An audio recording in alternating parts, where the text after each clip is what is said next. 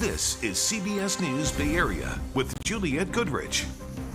Good evening. We are learning new details about why Oakland Police Chief LeRonne Armstrong was placed on leave, as we're getting a first look at the independent report that was critical of the chief.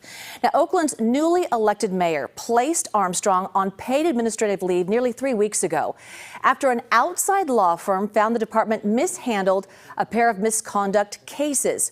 One case dealt with a hit and run. The other involved the same officer who fired his gun in an elevator at Oakland Police Headquarters. Now, in one report that I saw, the key parts dealing with the chief say that allegations against him were either unfounded or not sustained. But a footnote to a question on the chief's performance of duty did say that investigators, quote, concluded that he was not credible during his interview and appeared to downplay his involvement in tracking the investigation, end quote. Well, today, I asked the chief directly about that independent report that was so critical of him. Get your workout in, huh? Good to see you, brother. What does it feel like to be on the sidelines outside right now? What does that feel like? It's tough. It is a very tough feeling to not be able to lead the Oakland Police Department. When you heard about this report and the fact that the mayor made this decision, what was that like for you, and what are you feeling right now? It was shocking to me, to be quite honest. Shocking that someone would do an investigation like this, that in my opinion was so biased and so focused on trying to create a crisis. It really was surprising. Certain things I'm curious about. You admitted to not reading the ROIs before signing them. Explain that, and is that common practice? That is common practice amongst major chiefs in America. There is not one chief of a major police department in America that actually reads every report. We're talking over 200 reports a year. But it's important that you read the really important reports, and I do.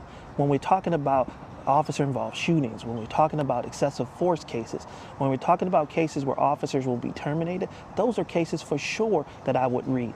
But in this case, the evidence that was brought to me was about a vehicle collision that was not reported. I mean, is there anything in there that would be shocking or new or not? I don't think it is, but I think things require explanation because of the way it was written. If you do get your job back, yeah. Would you do anything differently after seeing the report, after knowing the scrutiny that you were under? Yeah, I think there are recommendations that came out of the report that I think are important to improve our investigations process. And so I do think that they're good recommendations that could be implemented and could make us better. So what keeps you so passionate about keeping this job, maintaining it, getting it back, and being in the city that you grew up in? Well, Julia, look where I'm from.